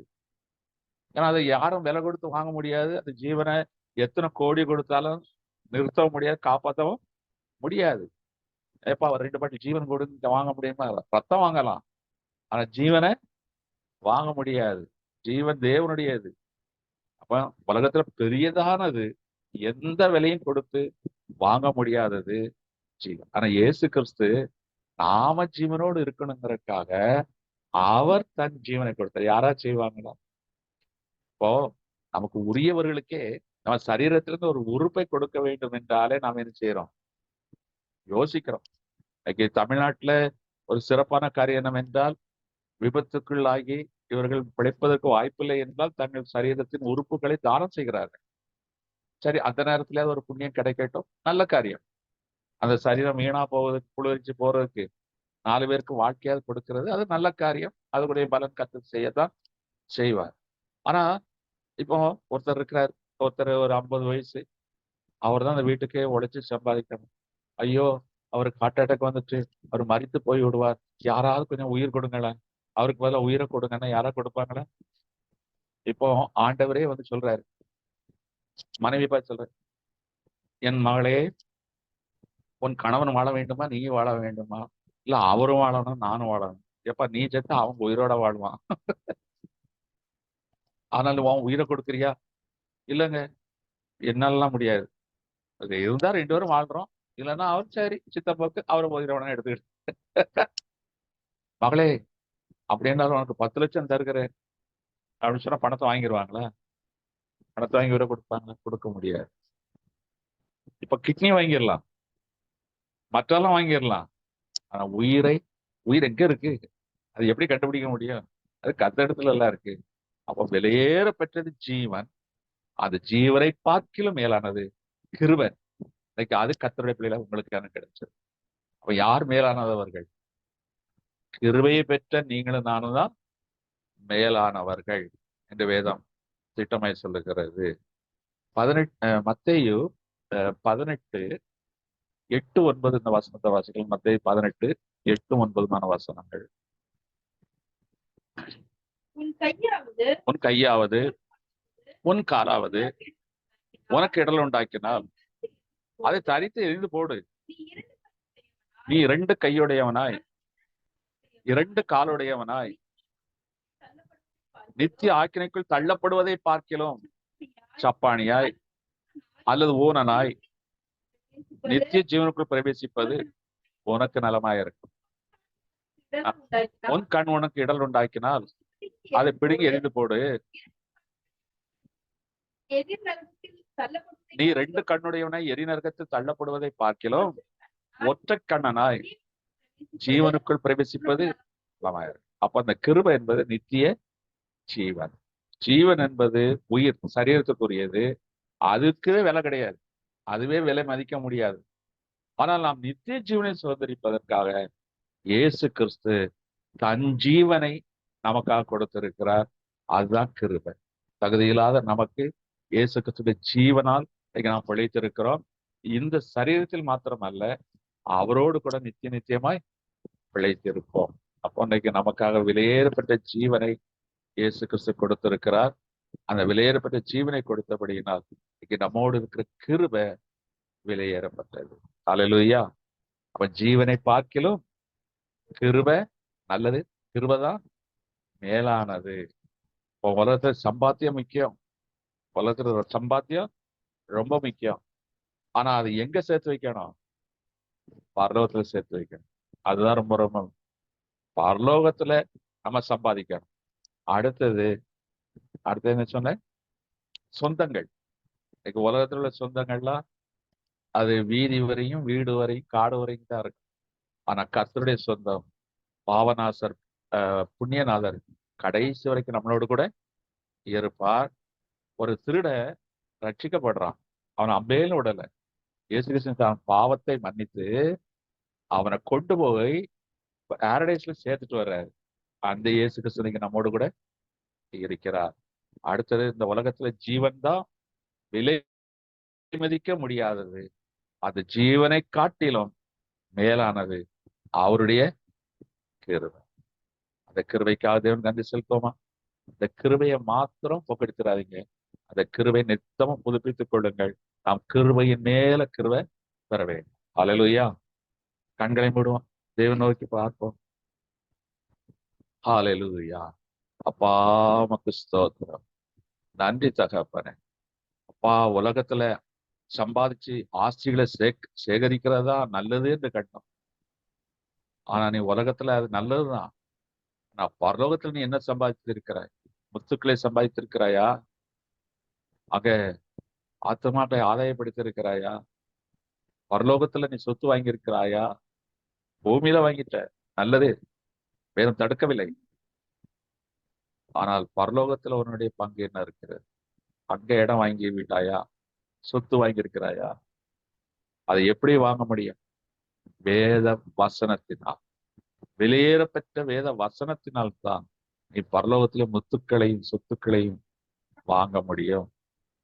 உலகத்துல இன்னைக்கு சொந்தங்கள் ஆபத்துக்கு உதவுவார்கள், எல்லாம் சரிதான். ஆனால் கூட வருவார்களா? கடைசி வரைக்கும் வர மாட்டார்கள். வாழ்க்கை பயணத்திலே அந்தந்த ஒரு இடத்துல நின்று விடுவார்கள், அவர்களால் வர முடியாது. ஆனா உலகத்தின் முடிவு வரையும் சகல நாட்கள் நம்மோடு கூட இருப்பவர் இயேசு கிறிஸ்து. அவர் பாவநாசர், புண்ணியநாதர். உன் பாவத்துக்குரிய பலனை அனுபவிக்க முடிய நரகத்துல தள்ளுபவரும் அவர். உன் புண்ணியத்தின்படி பரலோகத்தில் சேர்ப்பவரும் அவர்.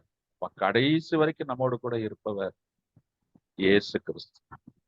ஒரு கள்ளனுக்கு, கடைசி நேரத்துல சந்தித்த கள்ளனுக்கு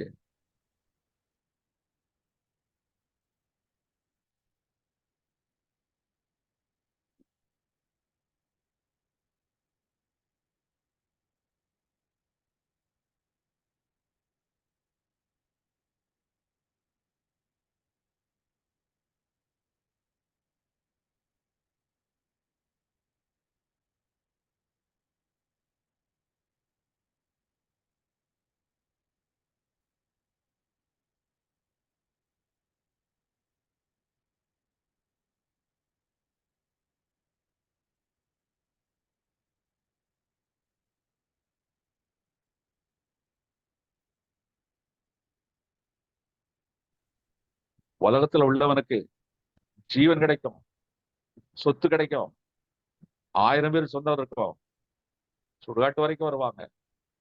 ஆனா நம்ம இயேசு கிறிஸ்துவை போல கடைசி வரைக்கும் வருபவர் யார்? ஜீவனிலும் மேலானது ஒன்றும் இல்லை. ஆனா அந்த ஜீவனை இன்னைக்கு நமக்கு கொடுத்து ஜீவன் பெற்றுக்கொள் என்று உரைத்தாரு. நீ உயிர் பெறு என்று சொன்னாரு. ஒரு லாசரை உயிரிடை செய்த தேவன், ஒரு சிறுபெண்ணை தலித்தாகும் என்று உயிரிடை செய்த தேவன், ஒரு நாயினோர் விதவையின் மகனை உயிரிடை செய்த தேவன். அந்த ஜீவ சுவாசத்தை நம்மில் தந்தவர், நித்திய ஜீவனை நமக்கு வைத்திருக்கிறாரே. ஒரு சரீரத்தின் ஜீவனை காட்டிலும் நித்திய ஜீவன் மேலானது. அதுதான் கிருபை. அது கிருபையினால் மாத்திரமே கிடைக்கும். நீங்கள் கிருபை பெற்றவர், அவருடைய கண்களில் கிருபை பெற்றவர்கள். பாமக்கு சோதரர், கிருபையே கிருபையே மாறாத நல்ல கிருபையே, கிருபையே, கிருபையே, மாறாத நல்ல கிருபையே, உங்க கிருபைதான் என்னை தாங்குகின்றது, உங்க கிருபைதான் என்னை நடத்துகின்றது, உங்க கிருபைதான் என்னை தாங்குகின்றது, உங்க கிருபைதான் என்னை நடத்துகின்றது. கிருபையே, கிருபையே, மாறாத நல்ல கிருபையே, கிருபையே, கிருபையே, மாறாத நல்ல கிருபையே. அவருடைய கிருபைக்காய் ஸ்தோத்திரம், அவருடைய இரக்கத்திற்காய் ஸ்தோத்திரம். நாங்கள் விசேஷித்தவர்கள். உலகத்துல எல்லா மனிதருக்கும் சொத்துக்கள் இருக்கிறது, சொந்தங்கள் இருக்கிறது, ஜீவனும் இருக்கிறது. ஆனா எங்களுக்கு மாத்திரம் பரலோகத்துலதான் சொத்து இருக்கு. என்னுடைய உறவுகள் பரிசுத்தவான்கள், நீங்க தான் எங்களுக்கு உறவு. அப்பா, எங்களுக்கு உங்களுடைய கிருபைதான் நித்திய ஜீவனை தருகிறது. ஜீவனிலும் மேலான கிருபையை நீர் எங்களுக்கு தந்திருக்கிறது. அதற்காக ஸ்தோத்திரம், ஸ்தோத்திரம், ஸ்தோத்திரமா. இந்த நாள் இந்த வார்த்தைகளை கேட்டுக்கொண்டு ஒவ்வொருவரையும் நாமத்தினாலே வாழ்த்துக்கிறேன், ஆசீர்வதிக்கிறேன். எல்லாவற்றையும் சோதித்து நல்லதை தெரிந்து கொள்ள கிருபைதானப்பா. நீங்க படைச்சது எல்லாம் நல்லதுதான். நான் நன்மை தீமை அறியத்தக்க அந்த கனியை புசித்ததுனால இன்னைக்கு மனுஷனுடைய கண்ணு புறா கண்ணா இருக்க வேண்டியது காக்கா கண்ணா மாறிடுச்சு. அப்பா, நல்லது கெட்டது என்று சொல்லி பகுத்தறிபடி ஆகிவிட்டது அப்பா. ஆனால் நாங்கள் பாவத்தை பாராத சுத்த கண்ணன், பாலினால் கழுவப்பட்ட கண்களை உடையவர்களாயிருக்கு. எங்களுக்கு எல்லாமே எது நல்லதோ அது மாத்திரம் தான் எங்க கண்ணுல தெரியும். உலகத்தின் சொத்துக்கள் அதை காட்டிலும் பரலோகத்தின் சொத்துக்கள் அதுதான் நல்லது.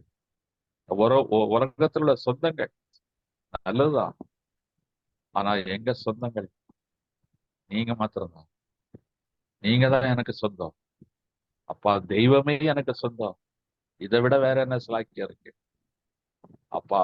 அது மாத்திரமல்ல, உங்க ஜீவனை தந்து கிருபையினால என் ஜீவனை நித்திய ஜீவனாய் மாற்றிருக்கிறீங்க. உலக மனுஷனுக்கு ஜீவன் தான் மேன்மை, ஆனா எங்களுக்கு நித்திய ஜீவன் தான் நல்லது. அதை தந்திருக்கிறீங்க.